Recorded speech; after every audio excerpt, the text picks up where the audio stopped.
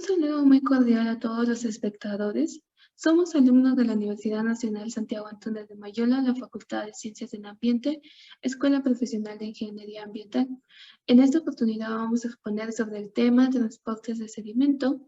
Nuestra docente a cargo, la ingeniera Pacha Huerta Yélica Cirila.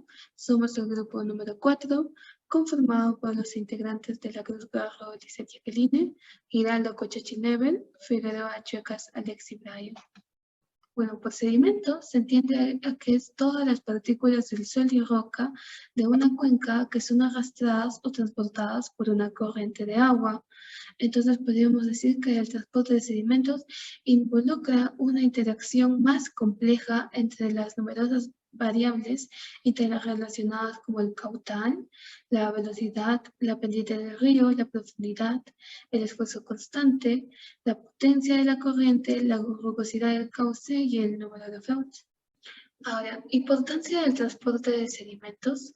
El transporte de sedimentos es importante porque nos ayuda a dar solución a problemas de ingeniería hidráulica, tales como en proyectos de ingeniería de río. Acá se ve más que todo la protección de taludes contra la socavocación, para mejorar los canales para la navegación, el diseño de bocatomas en ríos que transportan sedimentos y estructuras de inundación. Luego tenemos las estructuras de cruce de río. En acá nos ayuda a diseñar puentes, líneas de tubería y también para la seguridad de estas estructuras que dependen principalmente de la erosión. La estructura de represamiento de río.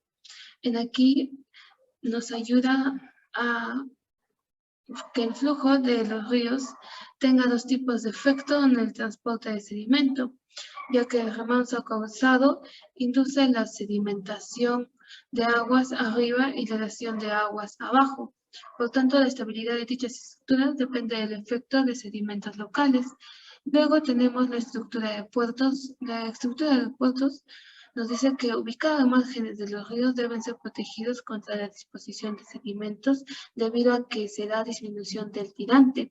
Luego, en canales de irrigación, conlleva a que un alto mantenimiento debido a que el sedimento se deposita en tramos muy largos del canal.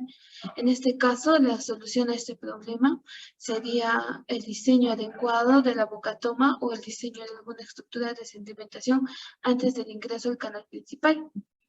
Y en reservorios, por ejemplo, en problemas de tipo A y tipo B, en el tipo A nos ayuda a resolver problemas donde los valores relativos de transporte de sedimentos es de interés principal, ya que se da un incremento o decremento de la capacidad de transporte. Este tipo de problemas ocurre en el estudio de estructuras de río. En el problema de tipo B, este problema en el cual las cantidades absolutas de sedimento transportado por el río debe ser determinada o estimada. Este tipo de problemas se encuentra en casos como cuando la sedimentación en el reservorio o en el cálculo de formaciones de un canal. Todo problema de ingeniería donde se tenga que estudiar el transporte de sedimento es necesario definir exactamente el objetivo de estudio e investigación, donde se identifique previamente el problema que ya hemos mencionado.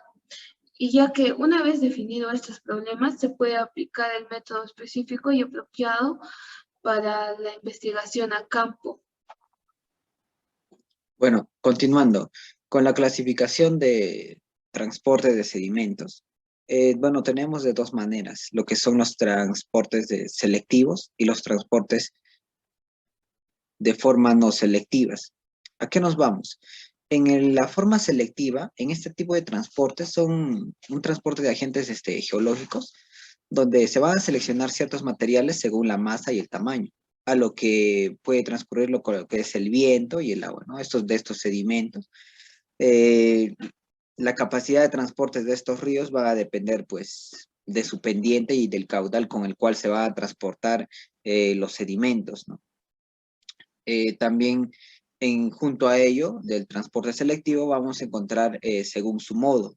A la de suspensión, nosotros vamos a entender que los menos densos saben que quedan suspendidos sobre la superficie del agua, ¿no? Al cual va a ser una flotación de estos materiales. al cual ya va a ser un transporte más factible o más fácil, ¿no? Como nosotros podemos observar acá en la parte baja, que simplemente hay un cierto transporte, ¿no? Como también el de saltación, el cual hace que rebote respecto a la superficie cuando hace los choques en el agua o por el viento, ¿no? La rodadura, nosotros de los materiales, como se dan cuenta en la parte baja, simplemente giran en torno, ¿no? Ya sea por el agua o por el viento que se van a originar, ¿no? En los cantos rodados. Y también lo que es la reptación, que cuando son muy pesados, ¿no? Van a ser arrastrados a lo largo del suelo, ¿no? Simplemente son arrasados a cierta distancia, no se van como si son demasiado voluminosos. Y en lo de la disolución, nosotros podemos notar, ¿no? Que simplemente se disuelve en el agua y van a mantenerse respecto a ello, ¿no?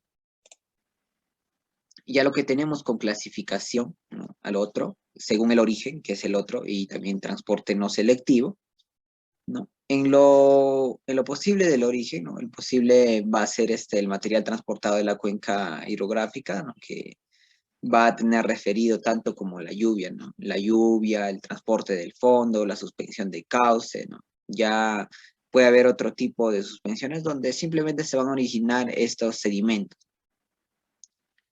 En lo que es el transporte no selectivo, vemos que este tipo de transporte no va, que todos los materiales se lo va a llevar por igual, simplemente se va a movilizar.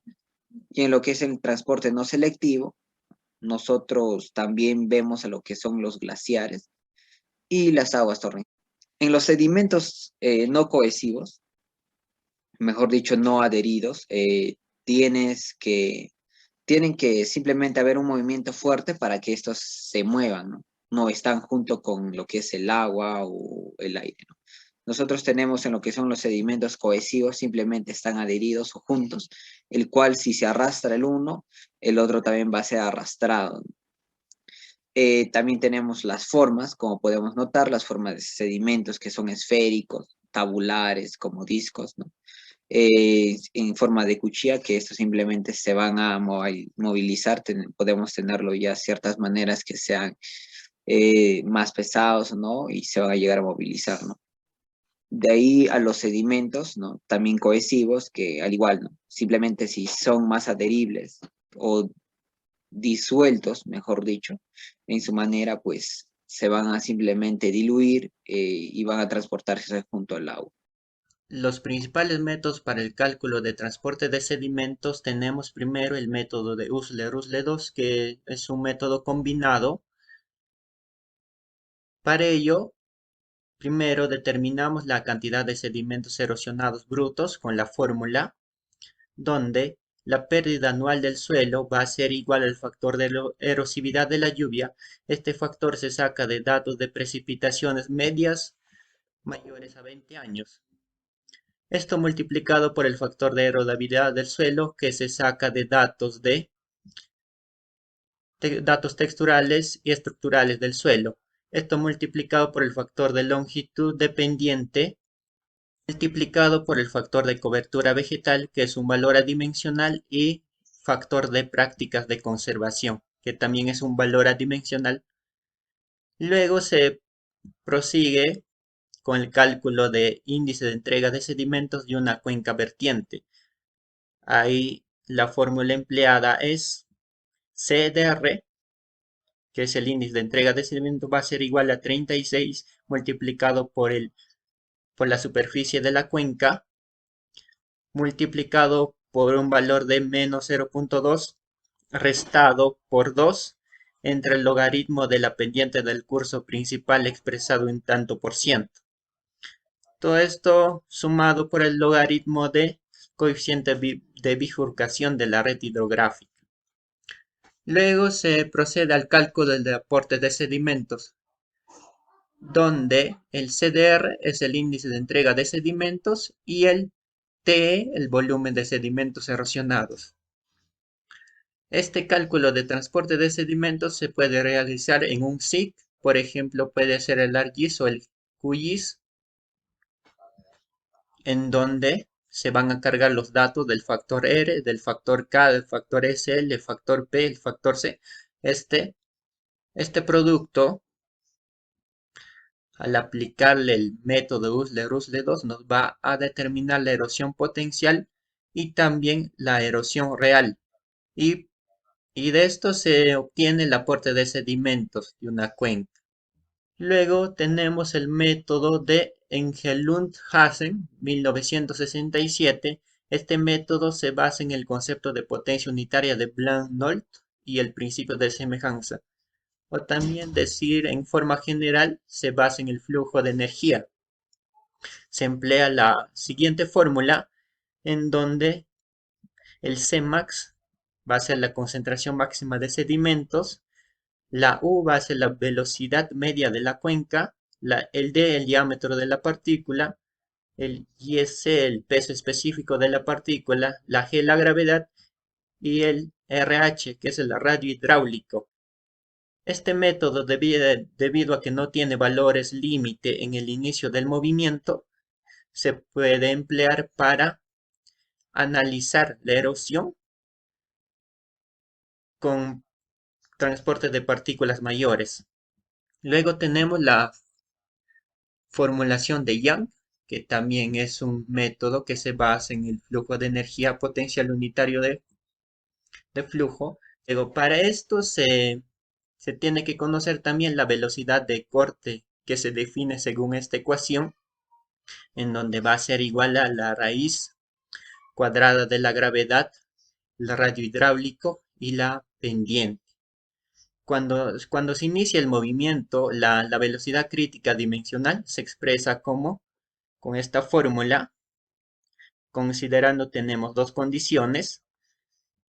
Luego la velocidad de sedimentación se determina asumiendo que las partículas tienen propiedades de arrastre y velocidad final semejante a partículas esféricas, se emplea la siguiente fórmula, donde el CD va a ser el coeficiente de arrastre de partículas. Y este coeficiente de arrastre de partículas se puede calcular con la fórmula que ven en esta parte, que está en función del número de Reynolds. Bueno, la limitación de este método es el que tiende a subestimar el transporte para arenas más gruesas y presenta una gran discontinuidad entre las ecuaciones de arena y grava para el diámetro de 2 milímetros.